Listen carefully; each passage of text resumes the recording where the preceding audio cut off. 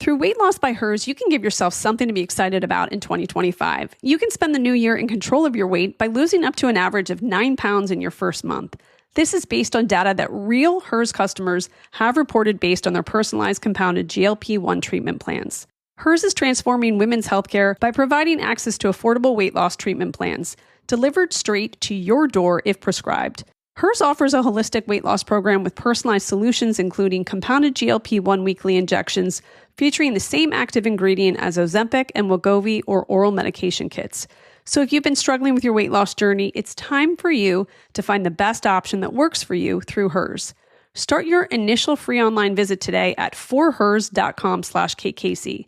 That's forhers.com/KKC for your personalized weight loss treatment options. forhers.com/KKC. Hers weight loss is not available everywhere. Compounded products are not FDA approved or verified for safety, effectiveness, or quality. Prescription required. Restrictions apply. Wegovy and Ozempic are not compounded. Actual price depends on product and plan purchased.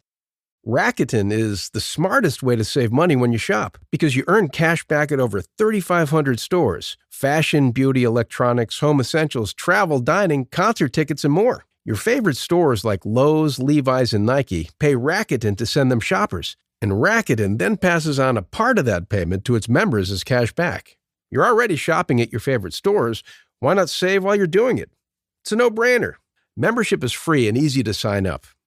Get the Rakuten app now and join the 17 million members who are already saving. Cashback rates change daily. See Rakuten.com for details. That's Rakuten.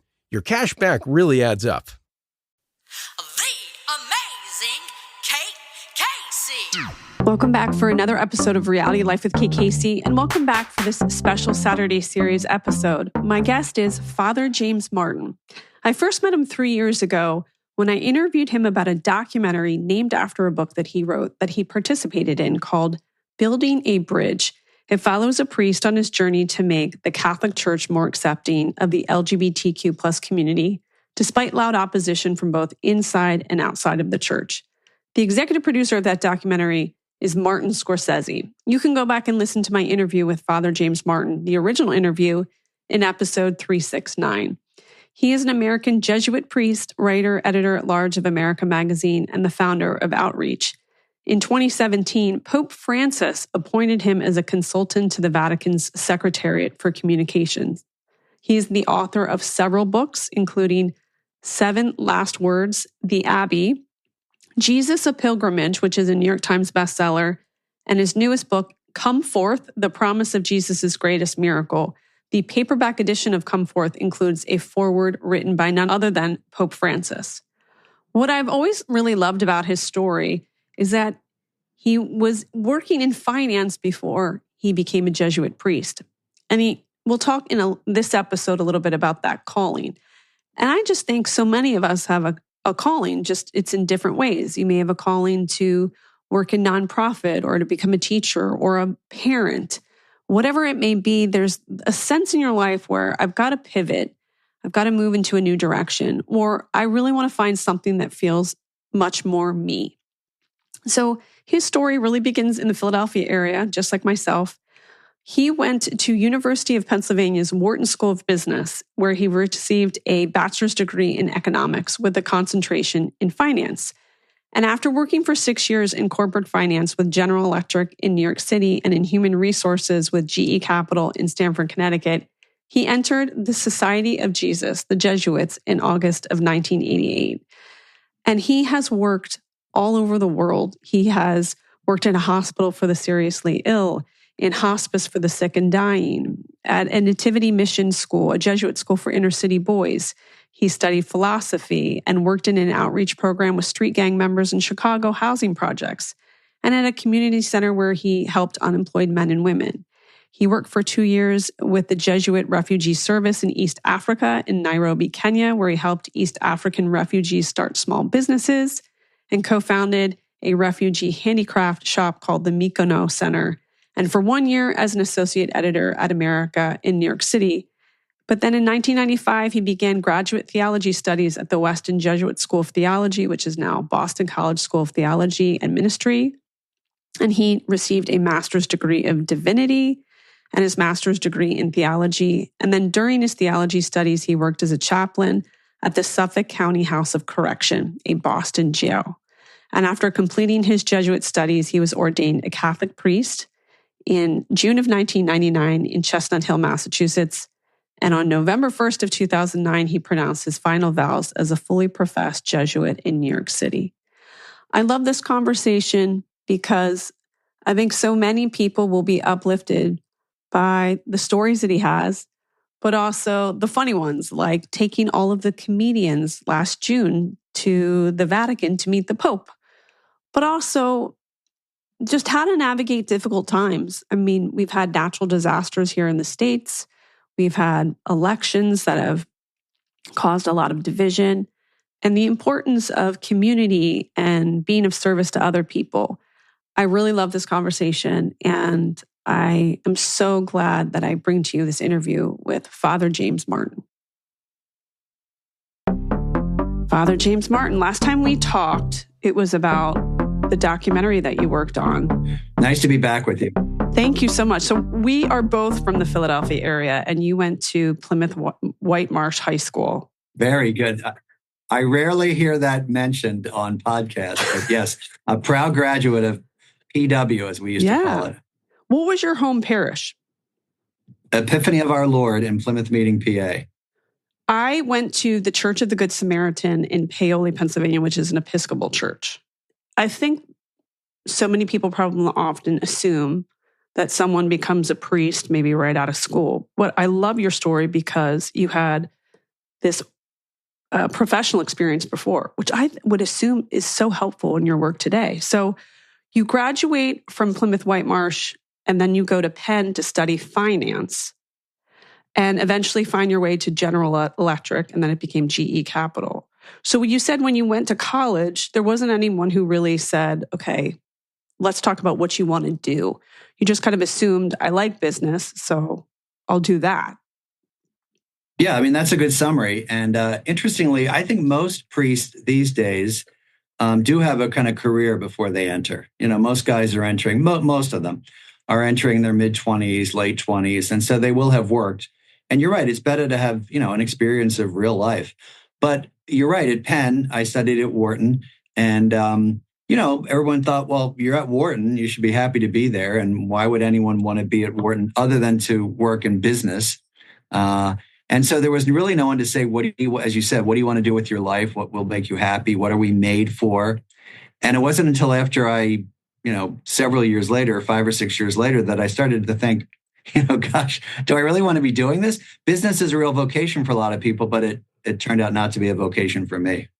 When was the first moment that you can recollect that you thought, I'm not in the space where I want to be. I'm unhappy? I would say, again, I want to emphasize that for my friends loved it. And I also want to say that GE was not some hellscape of, terrible people. But there were moments where I just thought, this is not for me. And I think one of the most vivid moments was I was running a training program for, entry-level people in finance at GE Capital. Anyway, long story short, we were brought up to the corporate headquarters at the time in Fairfield, Connecticut. And this was meant as a trip to kind of, as we used to say, incent. I don't think that's even a verb, but to sort of incentivize people to be excited about GE.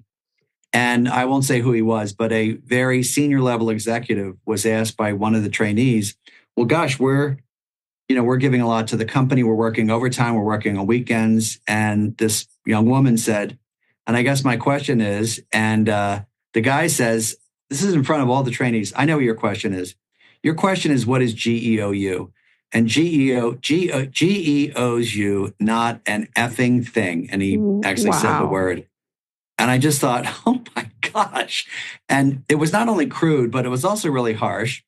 And I thought, what kind of a company would promote someone like that? And this was a guy, he was really at the top of the company. And I just started to think, I don't think I could.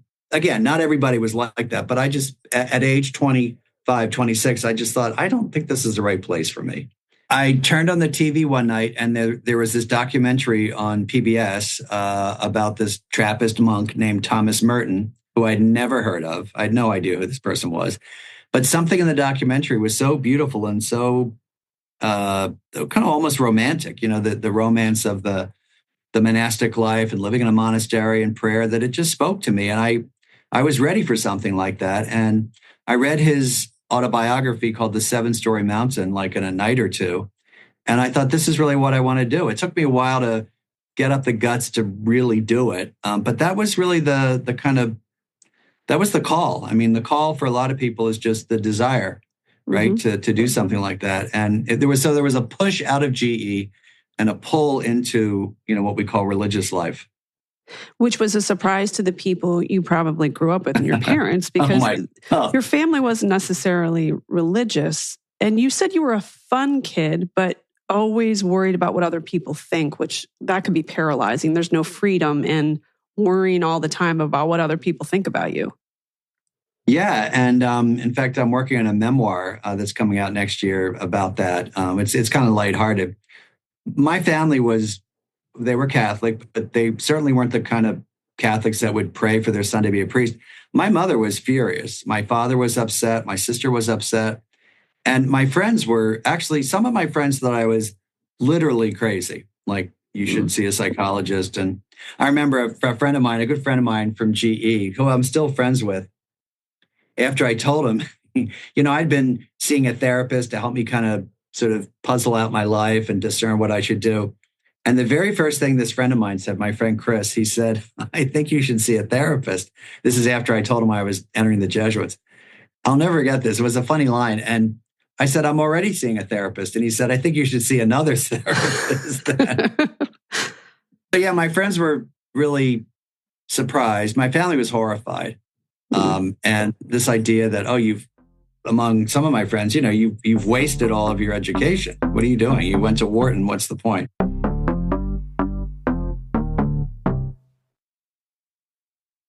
As you write your life story, you're far from finished. Are you looking to close the book on your job? Maybe turn a page in your career? Be continued at the Georgetown University School of Continuing Studies. Our professional master's degrees and certificates are designed to meet you where you are and take you where you want to go. At Georgetown SCS, the learning never stops, and neither do you. Write your next chapter. Be continued at scs.georgetown.edu/podcast. Get ready for epic family fun at Capital One Arena. January 24th through January 26th, it's the Monster Jam. Bigger trucks, bigger stunts, and even bigger thrills. Then on February 14th, WWE takes over with electrifying action and your favorite superstars live in the ring. Don't miss the Harlem Globetrotters on March 8th, a slam dunk of fun for everyone. Tickets are on sale now at CapitalOneArena.com. Don't wait, grab your seats tonight and secure memorable moments for your whole family.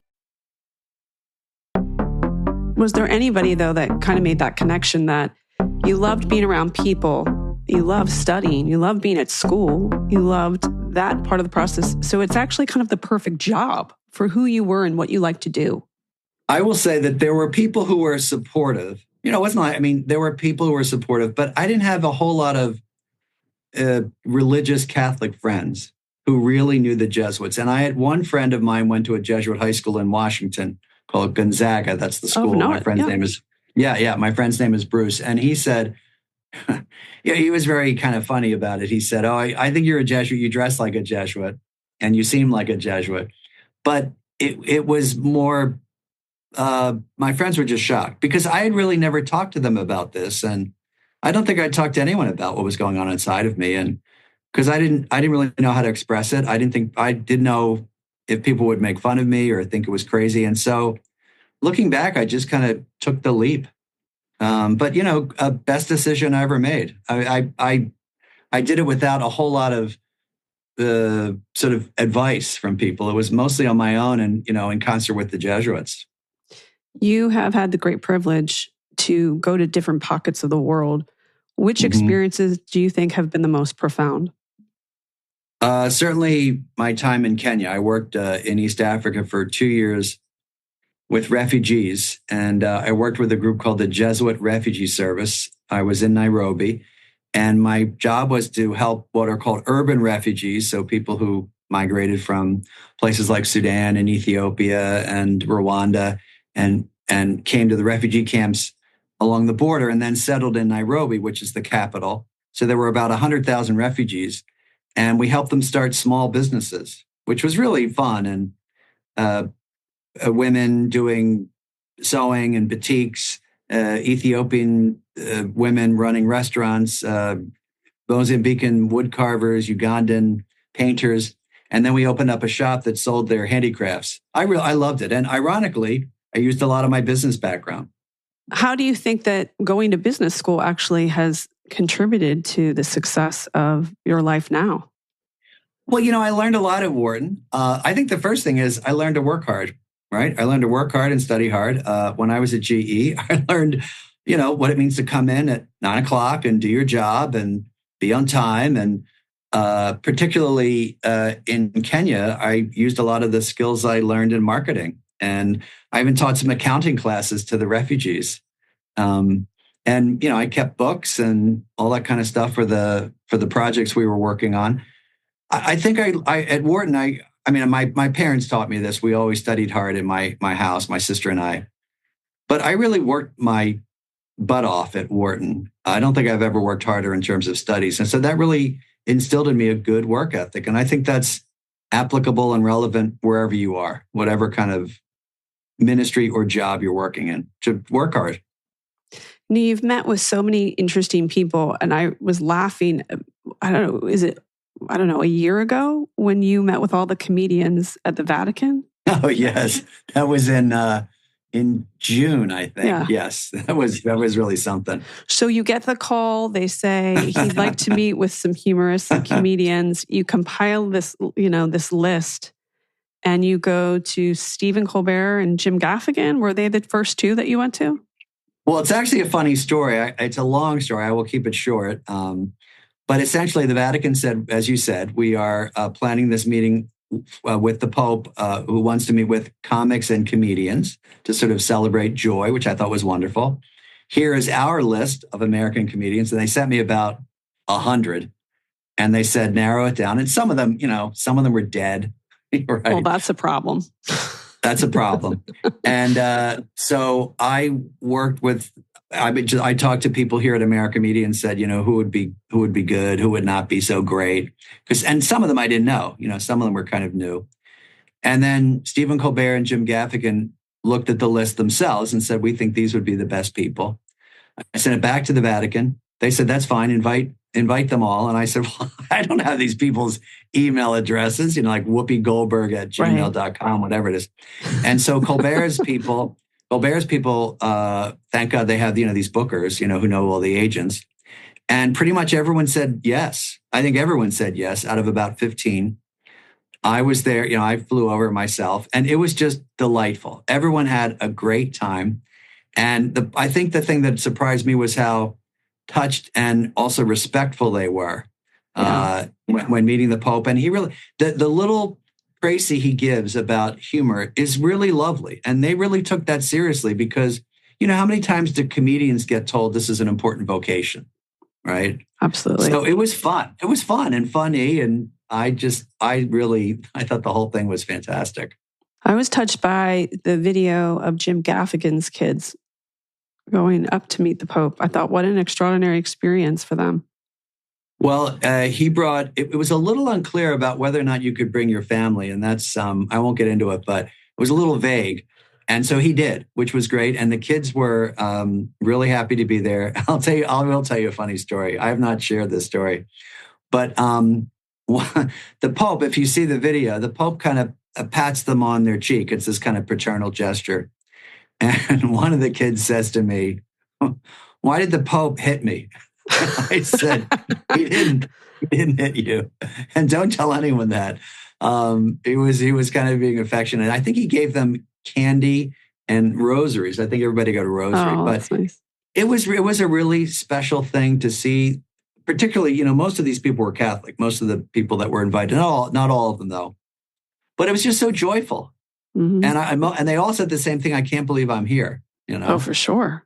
Absolutely. Yeah, it was pretty funny. And then of course, they're comedians, so they all say funny things about what's going on. They all had interesting comments. Well, I was starting to think, like, what do you say to him in that moment? Because you want to be funny, but you have to be respectful. Like, could you say something like, boy, this place is a real dump. You guys got to like fix it up. Well, I think part of it, some of them said to me, they wanted to say, they tried out what they were going to say to me. And they tried out with me what they were going to say to the Pope. And I said, look, a couple things. His English is not great. Okay, so that's the first thing. You're going to have about 10 or 15 seconds.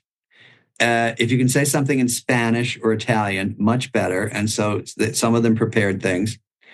But I think I will not say, one of the American comedians said, I'm going to hold up a cell phone and I'm going to play a recording in Spanish. And he played it for me that says, so-and-so, like let's say Kate Casey, is the greatest American comedian. If you could just say that, that would make me so happy.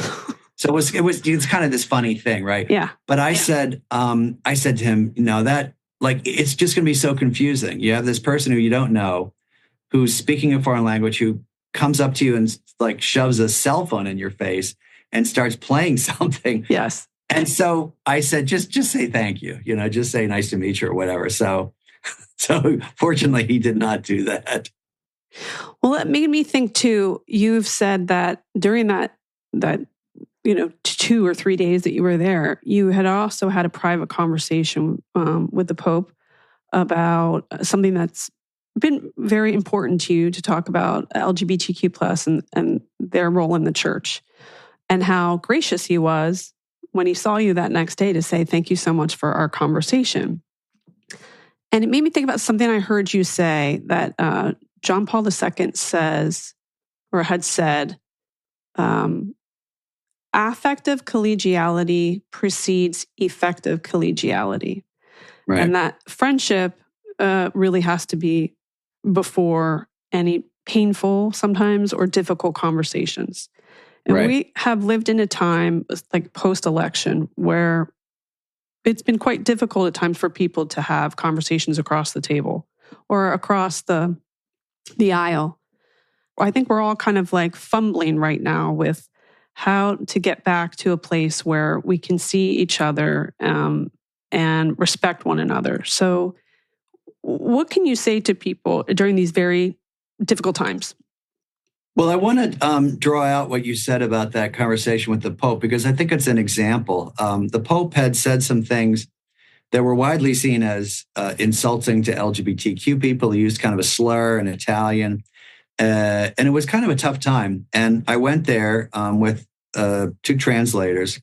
And, I had, I was not rude or anything, but I had a, pretty frank conversation with him about that. So it was, you could say for him, kind of a tough conversation, right? Not because I was being tough, but just a difficult topic. And he was very warm.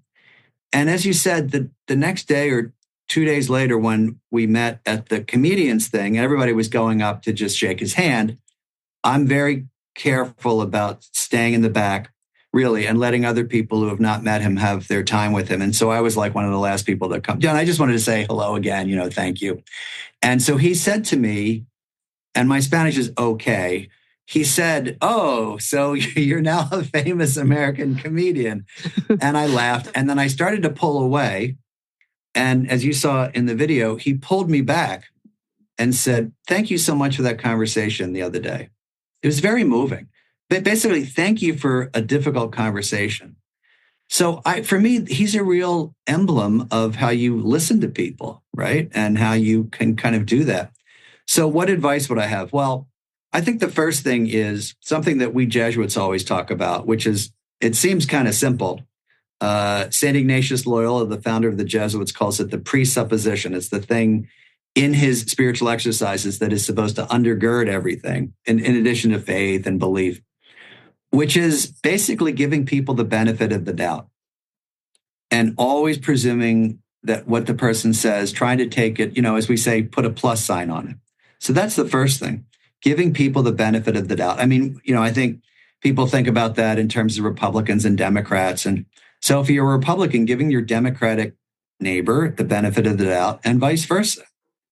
I think the second thing is, really never engaging in ad hominem attacks. I think that is just such a key thing not to do. So by that, I mean on the person. So I might say, oh, I read something that Kate Casey wrote the other day, and I think I disagree with that for these reasons, right? Versus Kate Casey is a fill in the blank, Right. Is a bad whatever. And I think that's such a simple thing, and we don't do that any longer. And it's very easy to do. I can disagree with whomever in a very polite way, but it's just this kind of slash and burn, ad hominem personal attack thing that makes it so difficult. So those two things, I think, can really take people a long way. And you may not agree with somebody. That's okay. That's fine. And then the third thing I would say is the synod that I participated in. We met with people, 350 people from all over the world. I mean, literally all over the world. At one point, I was seated at my table between someone from Micronesia and Tanzania, and me from New York. And we were able to discuss things that were very difficult.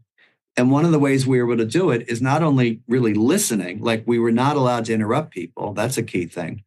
But agreeing on where we diverged and where we converged, right? So where do we actually have convergences? And that's okay. And we have a lot of convergences in this country. And where do we diverge? And it's okay to diverge, So I think that can really lower the temperature. So I would say, number one, give people the benefit of the doubt. Number two, don't attack personally. And number three, try to be honest about where you agree and disagree. Yeah.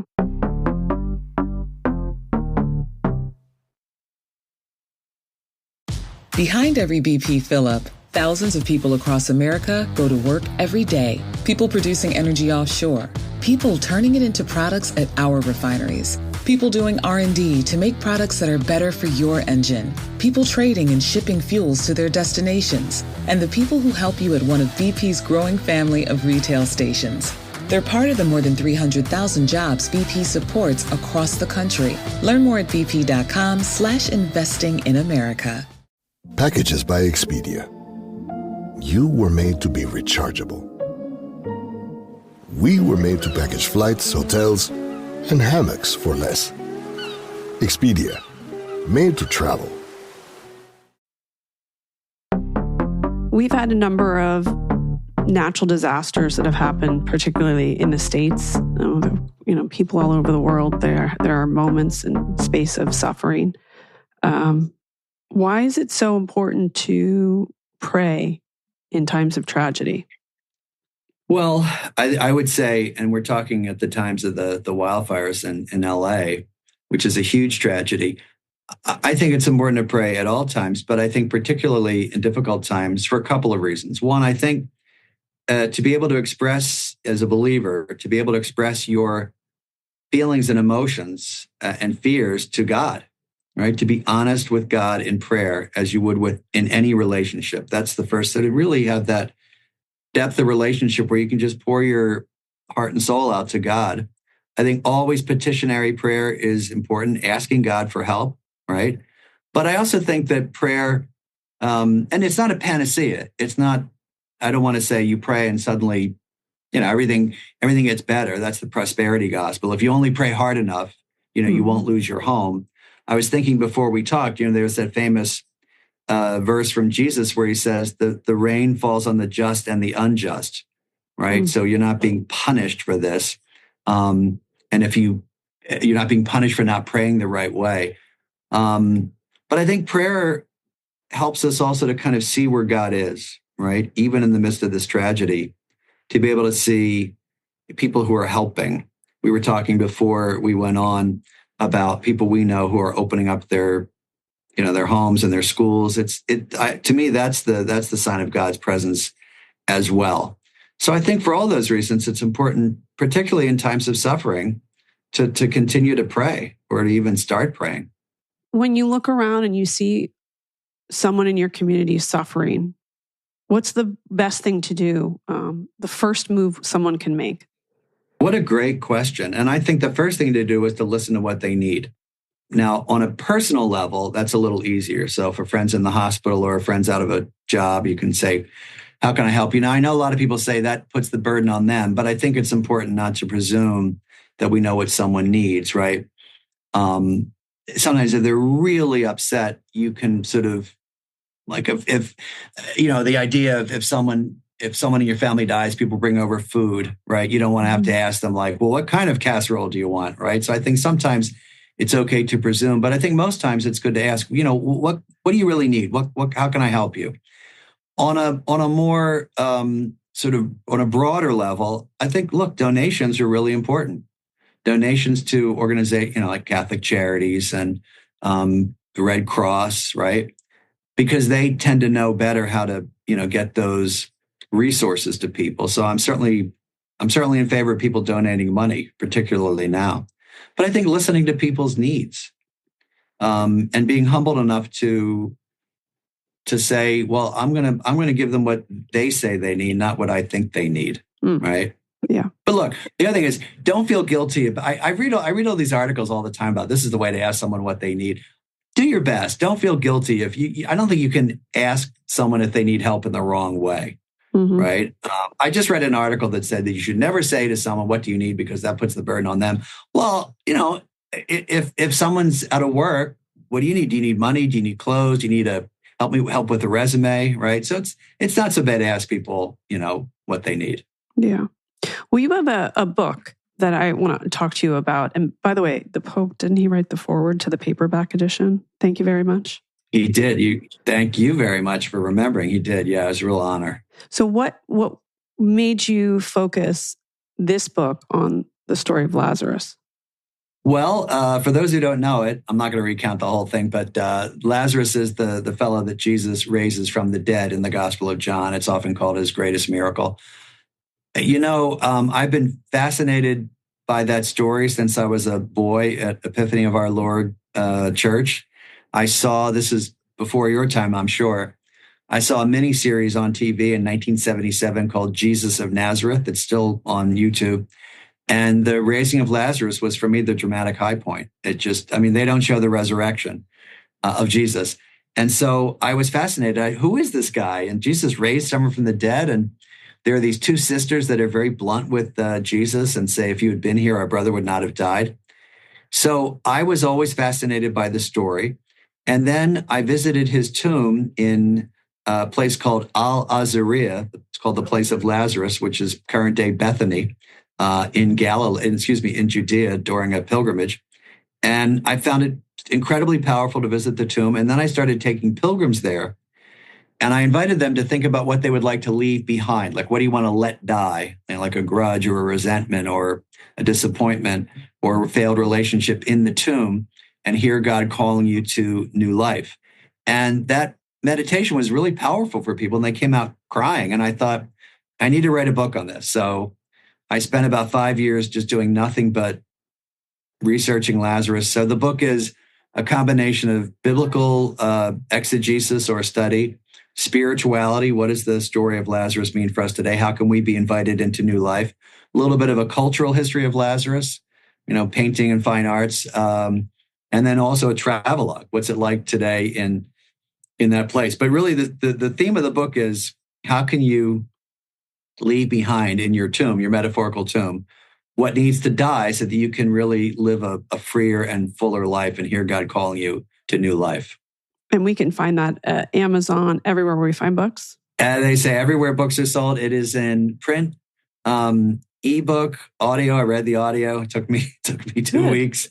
And then coming out in paperback in February with, as you said, an intro by the Pope. Where can people follow you on social media? I am on Facebook, Father James Martin, and I'm on Instagram, Twitter, Blue Sky, TikTok, under James Martin SJ for Society of Jesus. So easy to find me. Thank you so much. Thank you. My pleasure. Great to be back with you.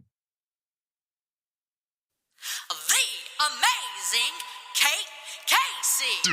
I want to thank my wonderful guest, Father James Martin, and remind you to click subscribe, leave a 5-star review, join the Facebook group, Reality Life with Kate Casey. You can get my list of what to watch in unscripted television each week by going to katecasey.substack.com. And you can get bonus episodes by going to Patreon, patreon.com/Kate Casey. And please follow me on social media. I'm on Instagram at KateCaseyCA, TikTok, it's Kate Casey, and Twitter and Threads at Kate Casey. Check back Monday for an all-new What to Watch episode.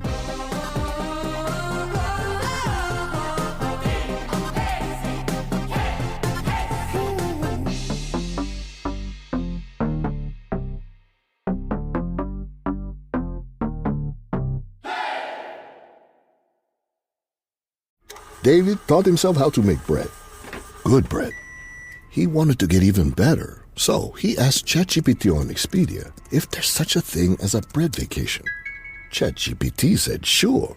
Do you want to go to Normandy, Morocco, Ireland, or Tuscany? And that's how David became a master pizzaiolo. You were made to learn new things. We were made to give you trip ideas with ChatGPT right in our app. Expedia, made to travel.